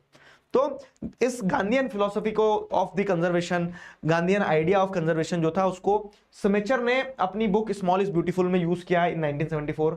फिर उसके बाद में क्या है, इसमें और डेवलपमेंट हुआ फर्दर कंजर्वेशन के आइडियाज में। The seminal contribution with respect to the resource conservation the global level was made by Brundtland commission report. 1987 में ब्रटलैंड कमीशन एक कमीशन बनाया जाता है जो कंजर्वेशन के लिए काम करता है। तो उस ब्रटलैंड कमीशन ने रिपोर्ट निकाली अपनी कब, 1987 में। और उस ब्रटलैंड कमीशन रिपोर्ट के हिसाब से आपको क्या देखने मिलता है कि ये जो सस्टेनेबल डेवलपमेंट हमने आगे पढ़ा ना, उस सस्टेनेबल डेवलपमेंट की बात करी कि बाकी सब तो ठीक है, विकास तो होता रहेगा, लेकिन उस विकास को ऐसे करना कि आगे आने वाली जनरेशन भी देख पाए विकास क्या होता है ना, रिसोर्सेज बचे। तो सस्टेनेबल डेवलपमेंट की पहली बार हाईलाइट ब्रटलैंड कमीशन रिपोर्ट में हुआ। और फिर क्या होता है कि resource conservation which is subsequently published in a book entitled our common future. और आवर कॉमन फ्यूचर, फिर ये जो बुक पब्लिश हुई थी तो इसमें ये पब्लिश हुआ। And another significant contribution was made at the Earth summit at Rio de Janeiro, Brazil in 1992। ये तो आपने पढ़ाई है कि जहां पे सस्टेनेबल डेवलपमेंट को अचीव करने के लिए एजेंडा 21 की बात की गई, है ना। अब देखो क्या है ना, ये ऑब्जेक्टिव है कि कंजर्वेशन ऑफ रिसोर्स की बात कहां की, तो क्लब ऑफ रोम में बात की गई 1968 में। फैक्चुअल चीजें वैसे सीबीएसई ने पूछना बंद कर दी है, लेकिन आपको एक फ्लो बता रहा हूं, ठीक है। क्लब ऑफ रोम में बात हुई, फिर गांधीयन आइडिया जो स्मिचर की बुक में देखने को मिलता है, ब्रटलैंड कमीशन रिपोर्ट ने सस्टेनेबल डेवलपमेंट को हाईलाइट किया, और उस पर सब्सिक्वेंट कंक्रीट स्टेप्स जो है वो 1992 में लिया गया है रियो डी जेनेरियो और कॉमन फ्यूचर में, ठीक है। क्लियर है, फैक्ट्स हैं। क्वेश्चन कहां से बनेगा, तो क्वेश्चन यहां से बनेगा मेरे मित्र, क्वेश्चन यहां से बहुत जोर से बनेगा। किधर, ये रहा क्वेश्चन, यहां से बहुत जोर से बनेगा कि रिसोर्स प्लानिंग क्या है, 3 स्टेप क्या है रिसोर्स प्लानिंग की। उसके बाद में कंजर्वेशन ऑफ रिसोर्स पे सच थ्योरी क्वेश्चन के चांसेस नहीं है, ये सब पढ़ दिया। अब ये सब पढ़ने के बाद में आ जाओ लैंड रिसोर्स पे। तो हमने रिसोर्स 2 मिनट का ड्रिंक्स ब्रेक, चेयर्स, ठीक है, 2 मिनट का ड्रिंक्स ब्रेक। तुम मुझे ये चीज बताओ 2-3, रिसोर्स प्लानिंग क्या है, रिसोर्स डेवलपमेंट क्यों जरूरी है, रिसोर्स प्लानिंग कैसे होती है, कंजर्वेशन और ये जो उससे एसोसिएटेड पैराग्राफ्स थे, यहां तक चीजें समझ में आई है। तो अपन ने रिसोर्स की थ्योरी समझ ली है। अब रिसोर्स का अपन प्रैक्टिकल कहां करेंगे, अब रिसोर्स का प्रैक्टिकल करेंगे अपन रिसोर्स देख के। मैं भी एक रिसोर्स हूं तो मुझे देख लो, नहीं, लैंड एज ए रिसोर्स को देखेंगे अपन, है ना, कि लैंड जो है, जमीन जो है, जमीन भी तो एक रिसोर्स है। तो लैंड एज ए रिसोर्स को देखेंगे अपन। फटाफट से चैट में बताओ, लैंड एज ए रिसोर्स को देखेंगे और वहां से फिर अपन शुरू करेंगे। बताओ,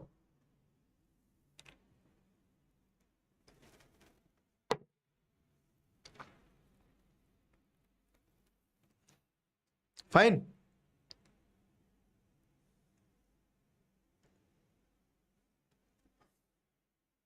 क्लियर है।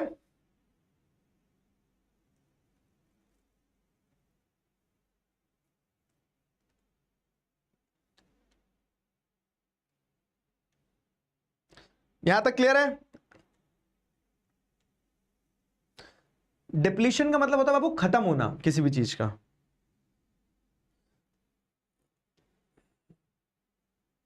माइनक्राफ्ट खेलोगे क्या सर, पढ़ ले। तो माइनक्राफ्ट में जो वो खुदाई होती है ना, वही करना पड़ेगा बाद में जाके, गेती फावड़े ले जाके। WPP को एक साथ बैठ के टेस्ट की तरह करना है या फिर नॉर्मल क्वेश्चन की तरह करना है? बैठ के करना है बाबू। उस पर जब मैंने लिखा ऊपर 1.5 घंटे का टाइम लिमिट है, सेक्शन ABCD करना है। गजब आदमी हो यार तुम, खेलते हंसते खेलते करो क्या? बैठ के आंसर लिखना प्रॉपर, मारूंगा चाटा, चमगादड़ बना दूंगा। अगर मास प्रोड्यूस ना करें तो इकोनॉमिकली डेवलप कैसे करेंगे? यही तो बस, हम सब दौड़ रहे हैं तो हमें भी दौड़ना है उस रेस में। क्यों दौड़ना है नहीं पता है, सब दौड़ रहे हैं, हमें भी दौड़ना है। मतलब ये समझो ना, पता है वो जो कंट्री है, क्या नाम उसका, भूटान। मुझे भूटान बहुत अच्छा लगा। भूटान ने बोला कि हमारे लिए डेवलपमेंट का मतलब है ही नहीं बड़ी बड़ी फैक्ट्री, हमारे लिए डेवलपमेंट का मतलब ये है कि हमारे यहाँ साफ हवा है कि नहीं, हमारे लोग खुश है कि नहीं। सबको काम करना है, क्यों? क्योंकि सब कर रहे हैं। रुको, सोचो, समझो तो सही, तुम्हें क्या चाहिए जीवन से।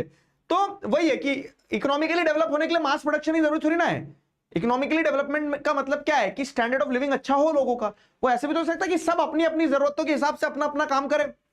सफाई की बात करते हो तो सफाई की बात के लिए आप बोलते हो कि बड़े बड़े प्लांट लगाओ कचरा साफ करने की। तुमने वाला वीडियो देखा है? मैंने ग्राउंड रिपोर्टिंग करी है cleanest city of India Indore वाली। तो उस क्लीनेस्ट सिटी ऑफ इंडिया में हमने देखा कि सिटी के लेवल पर बड़े बड़े प्लांट्स बनाना पड़ रहे हैं, ये करना वो करना पड़ रहा है। लेकिन मुझे एक चीज समझ में आई है, वो ग्राउंड रिपोर्टिंग ग्राउंड पर जाके उन लोगों में बात करने के बाद में, सोशल ब्रेन्स वाले चैनल पे करिए, कि हर आदमी अगर अपना कचरा वहीं सॉर्ट करके कोई सिस्टम बना ले तो इतना बड़ा खर्चा करने की, करोड़ों रुपए लगते हैं कचरा सेग्रीगेट करने की। इंदौर शहर में कचरे को सेग्रीगेट करने में करोड़ों रुपए लगते हैं, अरबों खरबों रुपए खर्च होते होंगे। लेकिन बहुत बेसिक है कि अगर सब अपने अपने लेवल पे घर में ही कचरा सॉर्ट कर लें और वहीं कचरे को प्रोसेस करना शुरू कर दो तो बड़े लेवल पे करने की चीज ही नहीं है। तो वही है कि इकोनॉमी डेवलप करने के लिए ऐसा नहीं कि बड़ी बड़ी फैक्ट्री जरूरी है, production by masses can also work.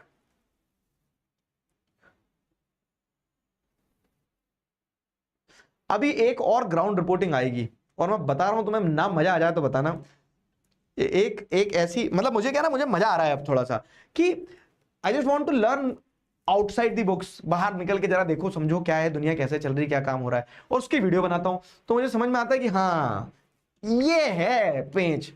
तो how many of you know what does a transgender mean? Transgender का मतलब क्या होता है, कितने लोगों को पता है? बताओ।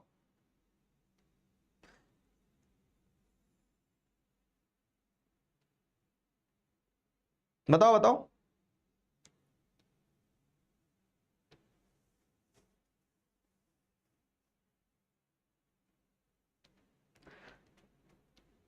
नाइन्थ वालों की बुक्स बदल गई इस बार। हाँ,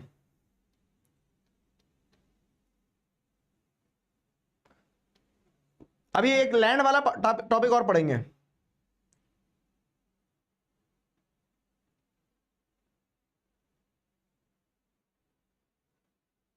ट्रेन वाले बोल रहा है एक बच्चा, बस नाइदर मेल नॉर फीमेल, किन्नर, फीमेल और मेल। तो ये अब मैं वही तो बोल रहा हूँ, ये जो हमारी समझ है ना, कुछ बच्चे ऊट पटांग से आंसर भी लिख रहे हैं, ठीक है। तो ये जो हमारी समझ है यही तो हमें रोकती है ना कि हम एक अच्छा समाज नहीं बना पाते हैं। चलो, तो इससे रिलेटेड कुछ आएगा, ठीक है, स्टे ट्यून्ड। तो अपन ने क्या देख लिया, यहां तक चीजें पढ़ ली। अब आ जाओ लैंड रिसोर्स पे। तो जब हमने रिसोर्स प्लानिंग ये सब कुछ देख लिया, सब कुछ समझ लिया, तो now the next thing is क्या है? Next thing is land resources. ठीक है, लैंड रिसोर्सेस की अगर हम बात करें तो लैंड रिसोर्सेस क्या होते हैं? What do you understand by land resources? की लैंड तो लैंड है, लेकिन आपको पता लगता है क्या कि सॉइल भी होती है। तो लैंड और सॉइल में क्या डिफरेंस है? अभी आगे सॉइल एज ए रिसोर्स भी पढ़ेंगे।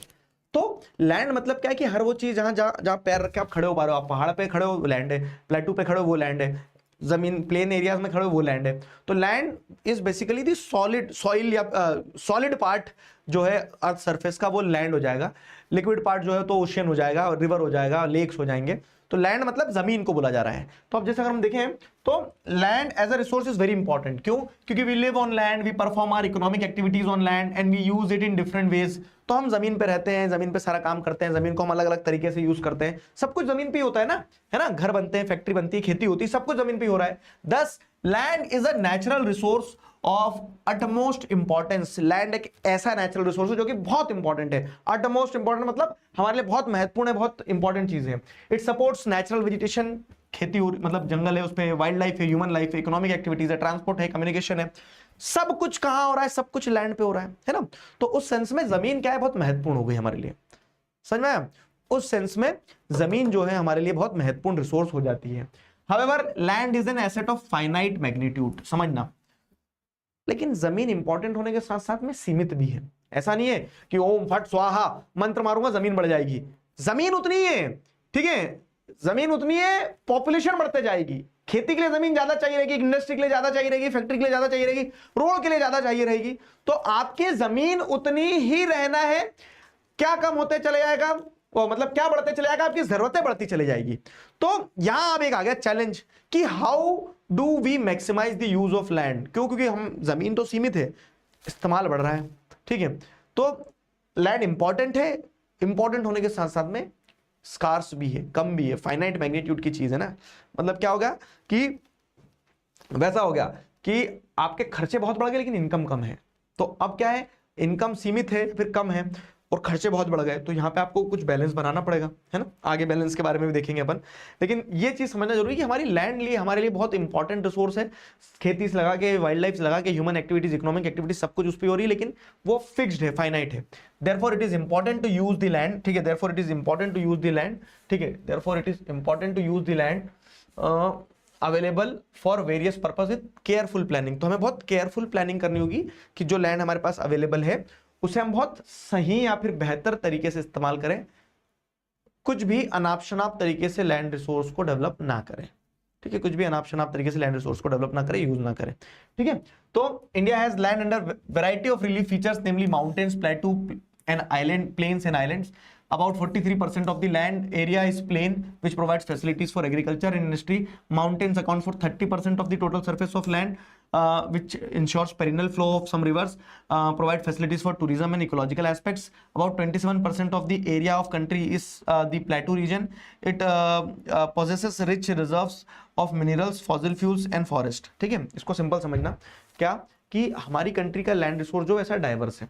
हमारी कंट्री के लैंड रिसोर्स में 43% लैंड रिसोर्स जो है वो प्लेन एरिया है। प्लेन एरिया है तो प्लेन एरिया में क्या फायदा, मतलब समतल जमीन है। अब खेती यहाँ पे होती है मोस्ट डेंसली, जैसे आप देखोगे उत्तर प्रदेश बिहार में सबसे ज्यादा पॉपुलेशन है। क्यों है? क्योंकि फ्लैट एरिया है ना, तो most suitable for human beings to settle. आप वो मूवी देखिए मोहनजोदाड़ो, अब मूवियां सिर्फ मूवियां की तरह मत देखा करो, उसको रिलेट करा करो अपने सिलेबस से। वो जब उनका लास्ट में सब डूब डाब जाता है ना, तो डूब डाब जाता है, फिर वो पानी में से निकलते हैं बाहर और फिर देखते हैं कि अब हम इस नदी के किनारे रहेंगे। तो दो तीन चीजें सीखने वाली है। एक तो प्लेन एरिया था वो, तो प्लेन एरियाज में ही ह्यूमन सिविलाइजेशन सेटल होती है सबसे पहले सिंस हिस्ट्री, क्योंकि plain area are easy to live. पहाड़ों पे पॉपुलेशन कम होती है, क्यों? क्योंकि वहां पे लाइफ बहुत कठिन है। 2 दिन घूमने जाओगे मजा आएगा, लेकिन आप रह नहीं सकते हो वहां पे। नदियों के पास ही ह्यूमन सिविलाइजेशन सेटल करती है, क्योंकि पहले पानी आपके पास नहीं आ सकता था। अब टेक्नोलॉजी हो गई, आप बोरवेल कर लोगे, पाइप लगा लोगे, लेकिन पहले आपको नदी के पास ही जाना पड़ता था, है ना। तो ऐसा रहता है। तो जैसे हमारी कंट्री, टोटल कंट्री की लैंड में से 43% लैंड क्या है, प्लेन्स है। तो प्लेन्स क्या है, plains are useful for what, plains are useful for, जैसे अगर आप देखेंगे एग्रीकल्चर और इंडस्ट्रीज के लिए। फिर 30% लैंड एरिया जो है माउंटेन्स है। अब माउंटेन्स की भी अपने आप में सिग्निफिकेंस है। 30% माउंटेन एरियाज है हमारी कंट्री में। माउंटेन से नदियां निकल के आती है, गंगा, यमुना, ठीक है, Ghaghara, Gandak, Kosi, Indus, you name it, सारी मेजर रिवर्स जो है कंट्री की, ठीक है, वो सब पहाड़ों से निकल के आई है। पहाड़ों पे ग्लेशियर होते हैं, ग्लेशियर पिघलते हैं, सरारा करके पानी जाता है समुद्र तक, है ना। तो माउंटेन्स की अपने आप में सिग्निफिकेंस है। 27% लैंड जो है हमारी वो प्लेटू रीजन में है, ठीक है, 27% प्लेटू है। प्लेटू क्या होता है मैं बताता हूं। देखो टेबल देखा आपने क्लास का टेबल ही प्लेटू है कि टेबल टॉप लैंड, मतलब जमीन से उठा हुआ है, मेन जमीन का हिस्सा ये है, तो जमीन से ऊंचा है, लेकिन ऊपर जाके अगर इसकी पीक बना दोगे तो माउंटेन कहलाएगा, ठीक है। पीक काट दोगे तो प्लेन हो जाएगा। और प्लेन एरिया जो रहता है ये क्या कहलाता है, पीक, ये जो कहलाता है प्लेटू कहलाता है, ये प्लेटू कहलाता है। तो समझ में, ये प्लेटू कहलाता है। समझे नहीं समझे बताओ? Is that clear? Is that clear? समझ गए? ये प्लेटू कहलाता है। तो इस तरह से चीजें काम करती है, इस तरह से काम करती है चीजें। प्लेन, प्लेटू, माउंटेन्स, ये सब मिलकर लैंड बनता है और हर लैंड का अपने आप में रिसोर्स है, मतलब अपने आप में इंपॉर्टेंस है। जैसे प्लेन एरिया पे खेती होगी, इंडस्ट्रीज बनेंगे, माउंटेन एरिया से क्या निकलेगा, पानी निकलेगा, नदियां वगैरह मिलेगी। प्लेटू रीजन में मिनरल्स, मिनरल्स का स्टोर हाउस ऑफ मिनरल्स क्या कहलाता है, प्लेटू कहलाता है। कि जो हमारे जैसे छोटा नागपुर प्लेटू है, ठीक है, और कह लो कि जो साउथ इंडिया का पार्ट है तो वो पूरा प्लेटू, और प्लेटू में आपको क्या मिल रहा है, rich reserves of minerals, fossil fuels, forest वगैरह ये सब मिल रहा है। तो ये इंडिया का लैंड एज अ रिसोर्स का डेफिनेशन है। कि अगर की हाईलाइट बताओ कि why land is an important resource, तो हमारी सारी नीड्स लैंड पर डिपेंडेंट रहती है। इंडिया का लैंड डिस्ट्रीब्यूशन आपने बता दिया। और दिक्कत बस ये कि land is a resource of finite magnitude, मतलब एक फिक्स्ड मैग्नीट्यूड का रिसोर्स है लैंड। आप इनफाइनाइट मैग्नीट्यूड पे उसको नहीं समझ सकते हो, नहीं देख सकते हो, ठीक है। इनफाइनाइट मैग्नीट्यूड पे उसको आप नहीं देख सकते हो, नहीं समझ सकते हो। क्लियर हुआ? बताओ, यहां तक क्लियर है? तो यहां एक क्वेश्चन अपन बना सकते हैं क्या, जैसे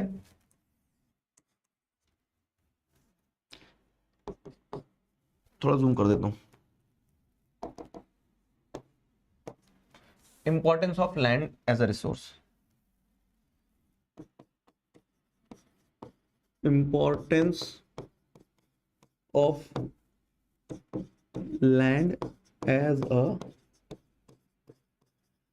रिसोर्स, ठीक है। ये क्वेश्चन अगर बनाए कि what is the importance of land as a resource in India specifically, तो आप इंडिया का डिस्ट्रीब्यूशन बता दोगे।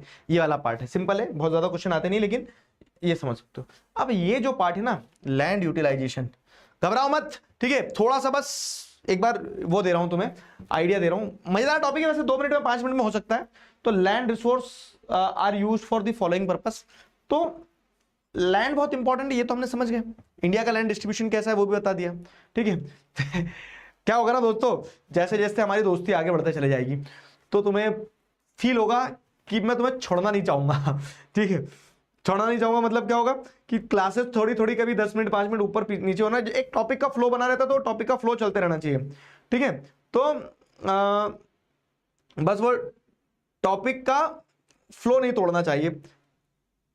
तो कर लें क्या थोड़ा सा, है ना, क्या कहते हो?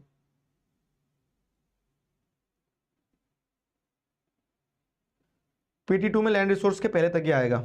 PT2 कहां से आ गया भाई, PT1 होता है ना। पढ़ लो थोड़ा सा, 10 मिनट का पढ़ लो, और अभी 1 घंटा भी नहीं हुआ पूरा, ईमानदारी से 56 मिनट पढ़ाया बस मैंने, हाँ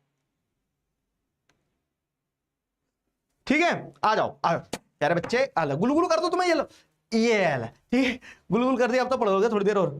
तो देखो क्या है, लैंड यूटिलाइजेशन की अगर हम बात करें तो लैंड एक इंपॉर्टेंट रिसोर्स है, लेकिन उसका यूज कैसे हो रहा है, ठीक है। लैंड यूटिलाइजेशन टॉपिक का मतलब ही क्या है कि लैंड का यूज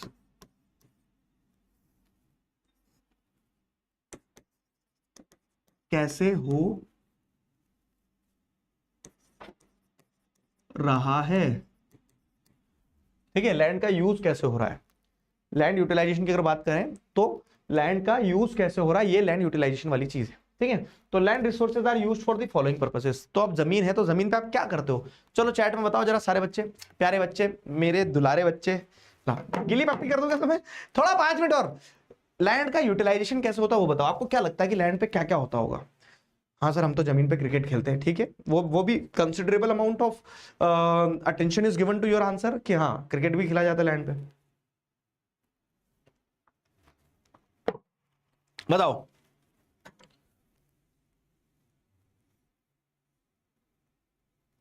बताइए बताइए कैसे यूटिलाइजेशन होता है। 6-10 पे मैं ईमानदारी से तुम्हें छोड़ दूंगा, ठीक है। थोड़ा सा एक कवर कर लें। तो देखो, लैंड अगर आपकी ये 100% लैंड है, देखो सर्कल बना दी परफेक्ट, अगर ये आपकी 100% लैंड है तो इस 100% लैंड पे ही आपको खेती भी करना है, इसी पे आपको इंडस्ट्री भी लगाना है, इसी पे आपको आपका घर भी बनाना है, इसी पे जंगल भी होंगे, इसी लैंड पे जैसे अगर आप देखोगे तो बंजर जमीन भी होगी जो खराब जमीन है, इसी लैंड पे अच्छी जमीन भी होगी, सब कुछ होगा, है ना। तो वही अपने को देखना है कि 100% लैंड जो है इसका यूटिलाइजेशन कैसा है। तो जैसे आप देखोगे कि 1% ऑफ लैंड जो है वो क्या हो जाएगी, फॉरेस्ट होगी, है ना। तो जंगल कहां होंगे, जमीन पे होंगे। तो लैंड का यूटिलाइजेशन कैसे हो रहा है कि लैंड पे फॉरेस्ट है, ठीक। लैंड का यूटिलाइजेशन कैसा हो रहा है कि land not available for cultivation, मतलब 1% ऑफ लैंड ऐसी भी होगी कि जिसपे आप खेती नहीं कर सकते हो। क्यों नहीं कर सकते हो इस पे खेती? भाई साहब मना बोल रही है क्या कि मैं नहीं करूंगी? क्यों नहीं कर सकते हो खेती? तो सेकंड कैटेगरी ऑफ या फिर second type of utilization of land is land not available for cultivation, कि जमीन वो है लेकिन वो जमीन खेती के लिए अवेलेबल ही नहीं है। क्यों नहीं है? तो वो जमीन खेती के लिए अवेलेबल इसलिए नहीं है क्योंकि या तो वो बैरन या वेस्ट लैंड है, मतलब वो खराब जमीन है, बंजर जमीन जिसको कहते हैं ना, जिसमें से कुछ उपज होगी ही नहीं, जिसमें ठीक है कुछ जिसमें से कुछ प्रोड्यूस हो गई नहीं, तो वो बैरन या वेस्ट लैंड होगी या तो, ठीक है। Land put to non agricultural uses, या फिर वो ऐसी जमीन होगी जो कि नॉन एग्रीकल्चरल यूजेस के लिए डाल दी गई होगी, ठीक है। Land put to non agricultural uses मतलब क्या है कि या तो उस पर बिल्डिंग्स बना दी गई होगी, या तो उस पर रोड्स बना दी गई होती है, फैक्ट्रीज बना दी हुई। अब रोड के ऊपर थोड़ी ना खेती करोगे, पहले रोड बनाया उसको ट्रैक्टर से फिर खोद दिया, ऐसा थोड़ी ना होता मेरे दोस्त। तो या तो वो जमीन इसलिए कल्टीवेशन के लिए अवेलेबल नहीं है क्योंकि वो नॉन एग्रीकल्चरल यूजेस में ले ली, उस पर बिल्डिंग बन गई, रोड बन गई, फैक्ट्री बन गई। आज मैं यहाँ खड़े होकर जहां पढ़ा रहा हूं, जहां नेक्स्ट टॉपर्स का ऑफिस है, आज से 25 साल पहले यहाँ पे खेत हुआ करते थे, खेती होती थी, ठीक है। लेकिन समय का चक्र बदला और क्या है, इस खेत को गायब करके यहाँ एक ऑफिस बन गया बड़ा। अब ये ऑफिस बन गया तो इस ऑफिस में अब क्या है, पढ़ा रहे हैं। अब तुम बोलोगे सर खेती कर लो यहाँ, तो मैं अपने सिर पे थोड़ी ना ग्रेन्स उगाऊंगा, तो वो लैंड अब अवेलेबल ही नहीं है कल्टीवेशन के लिए। क्यों? क्योंकि now that land is put to non agricultural uses. अब उस लैंड को नॉन एग्रीकल्चरल यूजेस में इस्तेमाल किया जा रहा है, बिल्डिंग्स, रोड्स, फैक्ट्रीज, इन चीजों के लिए इस्तेमाल किया जा रहा है। Got it? ठीक है, बिल्डिंग्स, रोड्स, इन सारी चीजों के लिए यूज किया जा रहा है। तो land put to non agricultural uses, ठीक है, land put to non agricultural uses. अब तीसरा क्या है land put to non agricultural use के बाद में? अदर अनकल्टिवेटेड लैंड, ठीक है। अदर अनकल्टिवेटेड लैंड में क्या आ जाएगा? तो अदर अनकल्टिवेटेड लैंड में वो जमीन जो कि खेती के लिए अवेलेबल नहीं है, वो अदर अनकल्टिवेटेड लैंड में आएगी। मतलब सॉरी, अवेलेबल नहीं है वाली तो ये हो गई है। अदर अनकल्टिवेटेड लैंड मतलब कि खेती की जा सकती है लेकिन अनकल्टिवेटेड छोड़ दिए, मतलब कि उस पर खेती हो नहीं रही है। तो क्या है वो? जैसे या तो परमानेंट पैस्चर या ग्रेजिंग लैंड है, मतलब यहां खेती कर सकते हो लेकिन आपने उसको परमानेंटली पैस्चर के लिए छोड़ दिया कि उस पर घास उगती है, भैंस आती है, घास खाती है, ग्रेजिंग लैंड है वो, ठीक है। समझ लो ना, जमीन का क्या इस्तेमाल? कुछ जमीन पे जंगल होगा, कुछ जमीन खेती के लिए अवेलेबल ही नहीं होगी। क्यों? क्योंकि उस पर रोड बना दी, बिल्डिंग बना दी, या फिर वो बैरन लैंड है, वेस्ट लैंड है, बंजर जमीन है। अब वैसे ही लैंड का एक पार्ट का यूटिलाइजेशन, हाँ, लैंड का एक पार्ट का यूटिलाइजेशन थर्ड वाला ऐसा भी लिख सकते हैं अपन, क्या कि uncultivated land, excluding fallow land जो है उसको अभी छोड़ दो, 2 मिनट के लिए, कंफ्यूज हो जाओगे, फोर्थ पॉइंट पाएंगे जब बताऊंगा। अदर अनकल्टिवेटेड लैंड का मतलब यह है कि ऐसी जमीन जिसपे खेती नहीं हो रही है, हो सकती है लेकिन नहीं हो रही। क्यों? क्योंकि या तो उसके ऊपर परमानेंट पैस्चर है, या तो घास लगी हुई है, या फिर वो ग्रेजिंग लैंड है, या फिर मतलब वही जानवर उस पर ग्रेजिंग करते हैं, या फिर वो जमीन क्या, land under miscellaneous tree crops है, ट्री क्रॉप्स ग्रूव्स है, not included in net sown area. Net sown area भी अभी कंफ्यूज हो जाओगे, इसके लिए नीचे आएगा वो, तब समझेंगे। तो या तो वो जमीन पे परमानेंट पैस्चर है, इसके लिए खेती नहीं हो रही है, इसीलिए वो अदर अनकल्टिवेटेड है, या तो जमीन क्या है, मिसलिनियस ट्री क्रॉप्स ग्रूव्स के अंडर में है। ये क्या होता है? जैसे आपने देखा होगा कि एक ताऊजी होते हैं सबके परिवार में, वो ताऊजी का क्या होता है, वो ताऊजी का एक खेत होता है हाईवे के पास। ताऊजी ने बोल दिया मैं तो खेती नहीं करूंगा। क्यों? क्योंकि वो जो जमीन है, उस जमीन को मैं बेचूंगा, उसको बिल्डर को बेचूंगा, वो बिल्डर उस पर बहुत पैसे देगा मुझे, ठीक है, हाईवे के प्लॉट काटेगा। तो अब क्या होता है ना, ताऊजी खेती भी नहीं कर रहे, खेती कर सकते हैं लेकिन खेती नहीं कर रहे, तो वहां पे जंगल बन गया पूरा, मतलब फॉरेस्ट भी नहीं बोलेंगे उसको, वो मिसलिनियस ट्री क्रॉप्स ग्रुप्स है। मतलब ऐसे कुछ प्लॉट आपने देखे होंगे जहां 8, 10, 20 पेड़ लगे हुए हैं, बस लगे हुए पेड़, खेती वेती कोई नहीं कर रहा उस पर। तो ऐसे ही क्या है, ऐसे ही आपको देखने को मिलेगा कि there are some land under miscellaneous tree crop groups, जो कि फॉरेस्ट नहीं है लेकिन क्योंकि उस पर खेती नहीं हो रही तो वो जंगल टाइप बन गया है, पेड़ खड़े हुए हैं, खेती भी नहीं हो रही है, खेती हो सकती है लेकिन कर नहीं रहे हो। क्यों? क्योंकि वो मिसलिनियस ट्री क्रॉप ग्रुप्स के अंडर में है। समझ गए? अब तीसरी कैटेगरी सी आती है, कल्चरेबल वेस्टलैंड, ठीक है। कल्चरेबल वेस्टलैंड का मतलब क्या है? कल्चरेबल वेस्टलैंड का मतलब यह है land left uncultivated for more than 5 agricultural years. 5 साल से ज्यादा जिस खेत को आपने खाली छोड़ दिया उसे आप क्या कहते हो? कल्चरेबल वेस्टलैंड कहते हो। मतलब कि मेरी खेती की जमीन थी अगेन, लेकिन मैंने भी सोचा यहां से तो हाईवे निकलेगा, मैंने खेती करना बंद कर दिया, वो 5 साल से उस पर खेती नहीं कर रहा हूं, खाली पड़ी है, छोटे मोटे इधर उधर घास फूस लगे हैं, लोग आके क्रिकेट खेलते हैं उस पर, तो खेती की जा सकती है, लेकिन मैंने उसको 5 साल से ज्यादा अगर खाली छोड़ दिया तो वो अनकल्टिवेटेड लैंड की कैटेगरी में आ जाएगा, उसको कल्चरेबल वेस्टलैंड कहेंगे। तीनों कैटेगरी समझ में आई? बताओ, तीनों कैटेगरी समझ में आ गई? यहीं तक पढ़ाऊंगा बस, फैलो लैंड और नेट सोन एरिया कल बताऊंगा ताकि एक बार रिवीजन भी हो जाएगा। अभी तक इतना समझ में आया ना कि पूरी जमीन में से कुछ जमीन पे खेती जंगल है, फॉरेस्ट, कुछ जमीन अवेलेबल ही नहीं है कल्टीवेशन के लिए। क्यों? क्योंकि या तो बैरन लैंड या वेस्टलैंड या फिर नॉन एग्रीकल्चर यूजेस में पुट कर दिया उसको। और कुछ जमीन अदर अनकल्टिवेटेड लैंड है, मतलब ऐसी अनकल्टिवेटेड लैंड जो कि या तो परमानेंट पैस्चर या ग्रेजिंग के अंडर में है, जो कि मिसलेनियस ट्री क्रॉप्स के अंडर में है, या फिर वो कल्चरेबल वेस्टलैंड है, मतलब 5 साल से ज्यादा उस पर खेती नहीं हुई है। यस और नो बताओ, समझ में आया यहां तक? क्लियर है?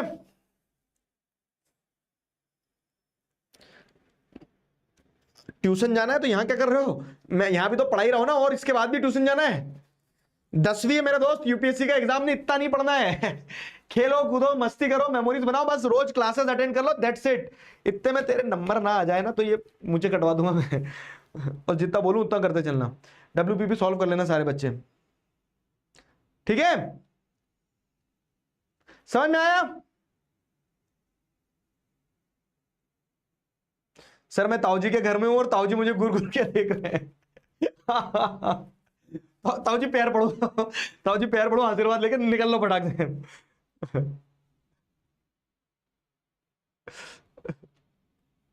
चलिए चलो दोस्तों, इसी नोट पे आज का कार्यक्रम समाप्त करते हैं। Will see you all tomorrow. तब तक अपना ध्यान रखो, मुस्कुराते रहो। WPP सॉल्व कर लेना, थर्सडे के दिन का लास्ट टाइम है बस, वहां तक का। फिर मैं डेवलपमेंट के प्यारे प्यारे नोट जो बनने वो देता हूं तुम्हें, ठीक है? Bye bye, good night, bye.